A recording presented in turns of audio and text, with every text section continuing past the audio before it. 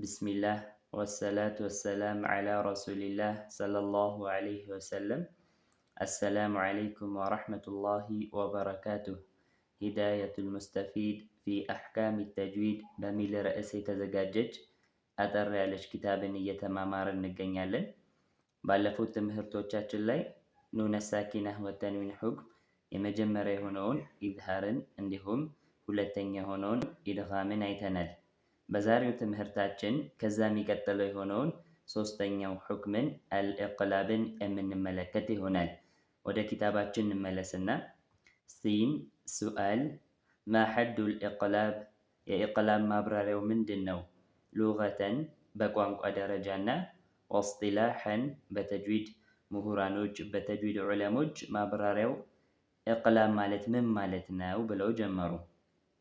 ጂም ጀዋብ ምላሽ አመ ሉጋ በቋንቋ ደረጃማ ኢቅላብ ማለት ፈሁወ እሱ ተሕዊሉ መቀየር ነው። ሸይ አንድን ነገር መቀየር ነው። አን ወጅሂ ከነበረበት ገጽታ መቀየር ምን ይባላል? ኢቅላብ ይባላል ማለት ነው። አንድን ነገር መቀየር ተሕዊል መቀየር ወይም መገልበጥ ከነበረበት ገጽታው መቀየር ምን ይባላል? ኢቅላብ ይባላል ማለት ነው። ይሄ ቋንቋዊ ፍቺ ነው። ተሕዊሉ ሸይኢ አን ወጅሂ አንድን ነገር ከነበረበት ገጽታው መቀየር ምን ይባላል? ኢቅላብ ይባላል።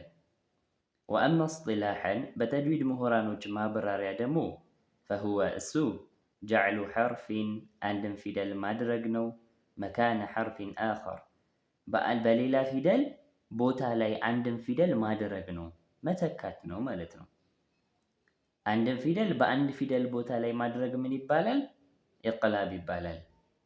መዓ ሙራአቲል ጉነህ በምንተካበት ወይም በምንቀይርበት ጊዜ ደግሞ መዓ ሙራአቲል ጉነህ ሙራአ ከመጠበቅ ጋር አልጉነህ የአፍንጫ ድምፅን ከመጠበቅ ያ ማለት ከመኖር ጋር ማለት በምንቀይርበት ጊዜ የአፍንጫ ድምፅ ሰተን የአፍንጫ ድምፁን ጠብቀን በምንቀይርበት ጊዜ ምን ይባላል?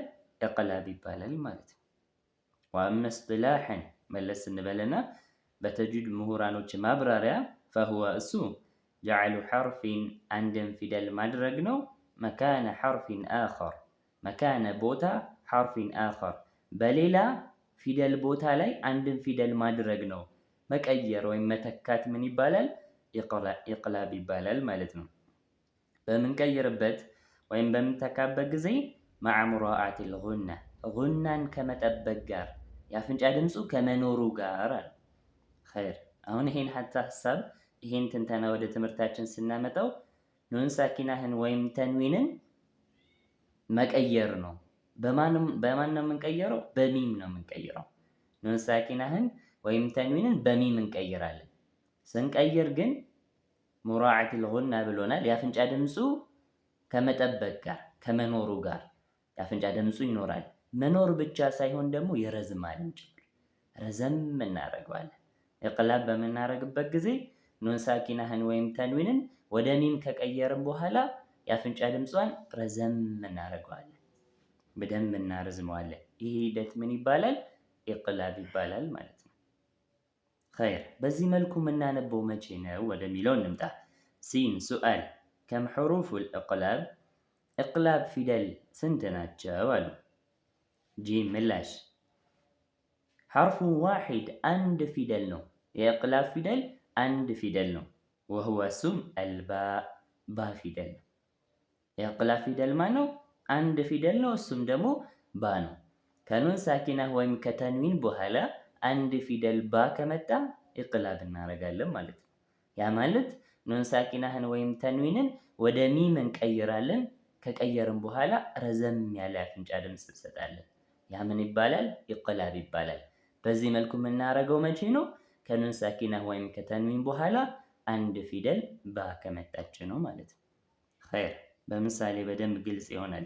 ወደ ምሳሌው እንሂድ። ሲን ሱአል ጥያቄ ማ አምሲለቱ ዛሊክ ለዚህ ምሳሌው ምንድን ነው? የኢቅላብ ምሳሌ ምንድን ነው አሉ። ጂም ጀዋብ ምላሽ ሚሳሉሁ ምሳሌው ዒንደ ኑኒ በኑን ጊዜ ከኑን ሳኪና ከሷ በኋላ ባ የመጣበት ምሳሌ ኑን ሳኪና እሷ በኋላ ባ የመጣበት ምሳሌው ሚን ከሊመተይኒ በሁለት ቃል ኑን ሳኪና በአንድ ቃል የኢቅላቡ ፊደል ደግሞ ወይም ባ ደግሞ በሌላ ቃል በሁለተኛው ቃል ላይ በዚህ መልኩ የሚመጣበት ምሳሌ ሚን ባዕድ ሚን ባዕድ።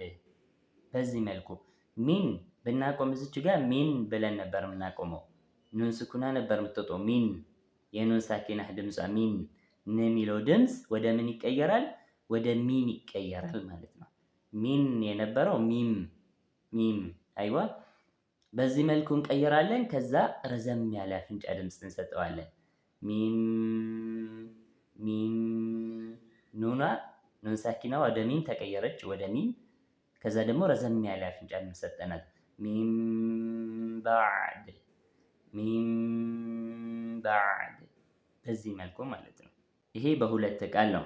በአንድ ቃል ደግሞ ወሚን ከሊመቲን በአንድ ቃል ደግሞ ዩንቢቱ ለኩም ዩንቢቱ ለኩም ዩን ነበር፣ ኑን ሳኪናህ ነበረች ዩን። ይችኛዋን የሚለው ድምፅ የኑን ሳኪናን ድምፅ ወደ ምን እንቀይረዋለን? ወደ ሚም እንቀይረዋለን። ከቀየርን በኋላ ረዘም ያለ አፍንጫ ድምፅ እንሰጣለን። ዩንቢቱ ለኩም ዩንቢቱ ለኩም። በዚህ መልኩ ማለት ነው። ይሄ የኑን ሳኪና ነው።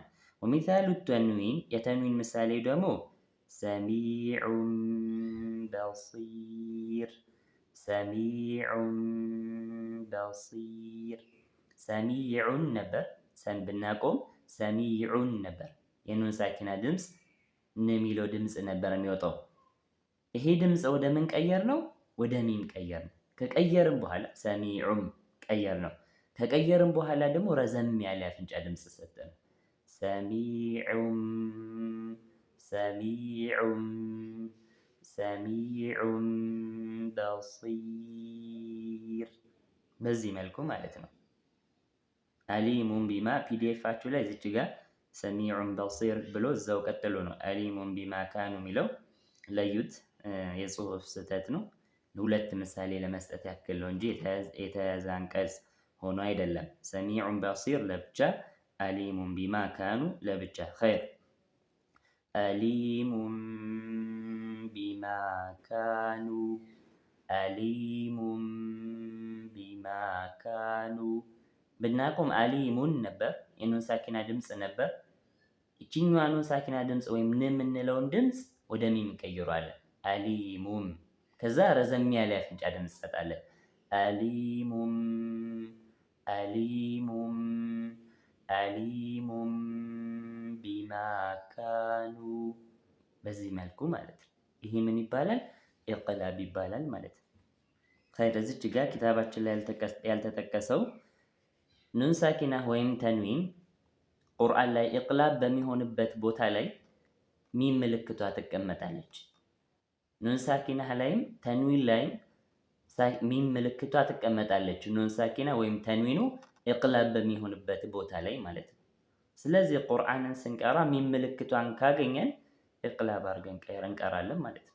ኑን ሳኪና ላይ ከሆነ ኑን ሳኪናዋን ወደ ሚም እንቀይራለን። ተንዊን ላይ ከሆነ ተንዊን ወደ ሚም እንቀይራለን።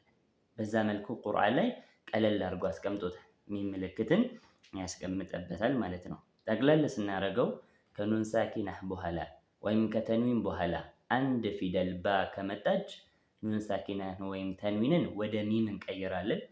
ከቀየርን በኋላ ረዘም ያለ አፍንጫ ድምፅ እንሰጣለን። ይሄ ሂደት ምን ይባላል? ኢቅላብ ይባላል ማለት ነው። ኢንሻአላህ የዛሬው ደርሳችን ይሄን ይመስላል።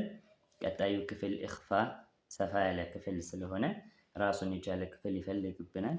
ጀምረን ስለማንጨርሰው አንገባበትም። ኢንሻአላህ ኢኽፋን ቀጣይ ክፍል ላይ ለሶስት ክፍለን ሰፋ አድርገን የምንመለከተው ይሆናል ማለት ነው። ለዛሬ በቀናል። አሰላሙ አለይኩም ወራህመቱላሂ ወበረካቱሁ።